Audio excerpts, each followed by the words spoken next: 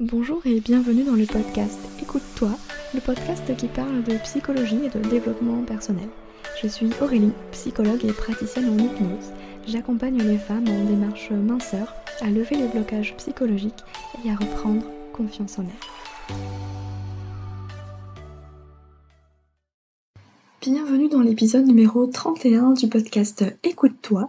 Aujourd'hui, nous allons aborder le sujet de la résistance à la perte de poids et les 11 peurs à identifier pour maigrir. Donc si vous avez déjà tenté de réguler votre poids en respectant votre corps, c'est-à-dire en mangeant quand vous avez faim et en vous arrêtant lorsque vous êtes rassasié, il se peut que votre corps fasse de la résistance face à votre désir de perdre du poids pour une seule raison, la peur. Il existe 11 peurs, plus ou moins conscientes, qui vous empêchent de maigrir. Je vous propose de les décortiquer pour lever les obstacles à votre perte de poids. Évidemment, ce ne sont pas les 11 peurs exhaustives, il peut y en avoir d'autres, mais peut-être que déjà ça vous donnera une première piste à explorer si jamais votre poids fait de la résistance. La première peur, c'est la peur du changement.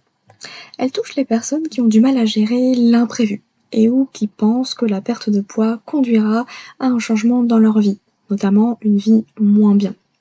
Alors il y a deux types de peurs. Il y a une peur globale, qui elle s'inscrit dans ce qu'on appelle les troubles anxieux généralisés.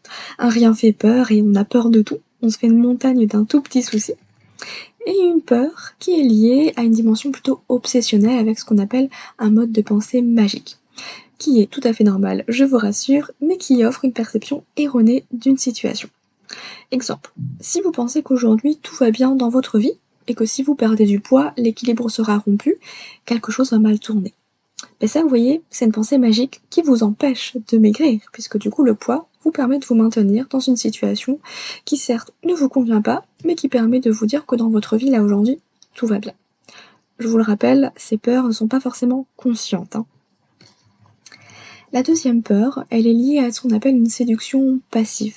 Alors là, ce sont des personnes qui ont peut-être été victimes d'agressions sexuelles par le passé et qui pensent, de manière consciente ou non d'ailleurs, que le poids est une manière d'être moins attirant et donc de se protéger d'une nouvelle potentielle agression.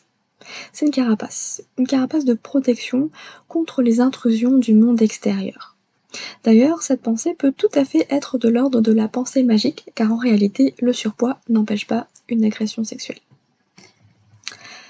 La troisième peur, elle est liée à l'inverse, du coup à la séduction active, cette fois-ci. Donc si vous pensez que votre poids vous empêche de séduire parce que les gens en surpoids ne sont pas attirants, eh bien cela cache peut-être une peur de chercher à plaire, notamment si vous êtes en couple. L'infidélité vous questionne car vous pensez qu'en étant plus mince, vous serez plus séduisant et que le risque de tromper votre partenaire sera plus grand. Alors bien sûr, outre la question de l'infidélité, c'est le fait d'attirer les regards aussi qui est pris en compte à ce moment-là. Et attirer les regards, ça veut aussi dire de manière implicite attirer potentiellement plus de critiques et plus de jugements d'autrui. On enchaîne sur la quatrième peur. C'est la peur de perdre une barrière de protection. Donc comme je vous le disais tout à l'heure, le poids peut faire office de carapace de protection, en vous aidant à gérer vos émotions, ou en pensant que les choses vous atteindront moins. Eh bien il se peut aussi que vous ayez cette croyance que les gens minces sont moins sympas, plus agressifs, je ne sais quoi. L'idée c'est d'identifier les croyances limitantes, les fausses croyances, pour se libérer de ces blocages émotionnels. Alors la question que j'ai envie de vous poser c'est de quoi vous protégez-vous ? La réponse ne sera peut-être pas évidente parce que simplement elle peut être inconsciente cette peur. La cinquième peur, c'est la peur de perdre son identité. Certaines personnes pensent que les gens en surpoids sont toujours plus sympas et qu'en perdant du poids, eh bien vous serez sans doute moins amusant. Alors outre ces aspects de la personnalité, le poids peut être vu comme une véritable identité familiale, notamment si tous les membres de la famille sont en surpoids. Eh bien j'ai envie de vous dire que sachez que vous n'êtes pas votre poids et que par conséquent le chiffre qui est affiché sur la balance ne dit pas qui vous êtes. De ce fait, vous resterez toujours vous-même, que vous fassiez 10 ou 20 kilos de moins, ou de plus. La sixième peur, c'est la peur de trahir ses valeurs. La peur de trahir ses valeurs, elle fait écho à une peur de perdre ce qui fait de nous ce que nous sommes, par exemple notre caractère. Mais cela peut également être, pardon, d'avoir peur que nos amis en surpoids nous en veulent si nous on perd du poids.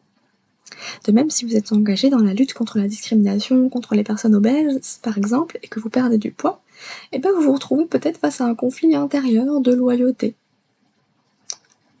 Je laisse ça et je vous laisse réfléchir à cela. La 7e peur, c'est la peur de perdre sa place. Alors la question de la place, elle mériterait un podcast entier parce qu'elle revient souvent dans le désir de mincir. Elle éveille la peur que nos relations avec les autres changent, et donc la peur de perdre nos amis, ou qu'on nous considère moins, puisqu'on prend moins de place. En voilà une autre de belles croyances limitantes, n'est-ce pas? Passons sur la 8e peur, c'est la peur pour l'avenir du couple.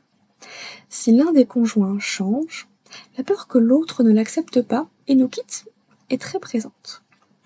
Nous avons peur que notre partenaire nous aime moins ou devienne plus jaloux.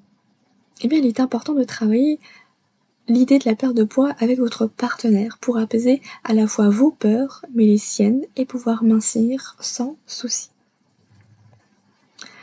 La 9e peur, c'est la peur de ne pas se reconnaître dans son nouveau corps. Puisque l'amaigrissement implique un changement de garde-robe, et ce changement peut vite éveiller une peur de ne pas se retrouver, et ne plus savoir comment s'habiller. Un temps d'adaptation sera nécessaire pour s'approprier ce nouveau corps, mais cela peut engendrer une peur d'être mal à l'aise dans ce nouveau corps. D'où l'importance de travailler l'aspect psychologique de la perte de poids pour éviter ce fameux décalage entre la réalité et la perception de la réalité. Je ne compte plus le nombre de patients qui ont réussi à perdre du poids, mais qui finalement n'arrivaient même pas à s'en rendre compte puisque le poids était toujours dans leur tête. La 10e peur, c'est la peur de la maladie. Si vous avez connu dans votre entourage des personnes qui ont perdu du poids suite à une grave maladie, la croyance que perdre du poids égale danger a pu s'installer inconsciemment. Il fut un temps où être maigre était mal vu, et même synonyme de maladie et de pauvreté. Aujourd'hui, c'est carrément l'inverse, mais cette question de la maladie, même de la mort, est à prendre en compte dans votre démarche minceur, car votre inconscient ne fait pas les choses par hasard. Si votre poids est là, ce n'est pas pour rien. Et je terminerai sur la dernière peur, qui est la peur de perdre le contrôle, qui implique la peur d'en vouloir toujours plus, de ne pas être satisfait de son poids et de vouloir en perdre encore et encore, qui peut faire peur, ne sachant pas à quel moment ça va s'arrêter. Alors j'ai envie de vous dire, faites confiance à votre corps, parce qu'il vous envoie les bons signaux de faim et de satiété pour vous guider. Le tout est de se reconnecter à ces sensations pour être sûr que vous n'allez jamais manger plus que vos besoins ou vous affamer alors que vous avez faim. Vous avez désormais une autre grille de lecture pour comprendre les obstacles à la perte de poids, en tout cas je l'espère, et mettre toutes les chances de votre côté pour retrouver un poids dans lequel vous vous sentez bien. L'idée, c'est vraiment de pouvoir voir le poids sous un autre regard et comprendre pourquoi il est toujours présent malgré vos efforts. Si vous avez envie d'aller plus loin, eh bien je vous laisse jeter un œil au livre qui m'a servi pour ce podcast qui s'appelle Lever les obstacles à la perte de poids. Je vous mettrai le lien dans la description du podcast. Et si jamais, n'hésitez pas à aller regarder la masterclass Les 3 erreurs qui vous empêchent de perdre du poids, qui est totalement gratuite et qui vous permet de recevoir chaque dimanche des conseils en matière de démarche minceur au niveau psychologique. Je vous souhaite une très bonne journée, je vous dis à bientôt, prenez soin de vous.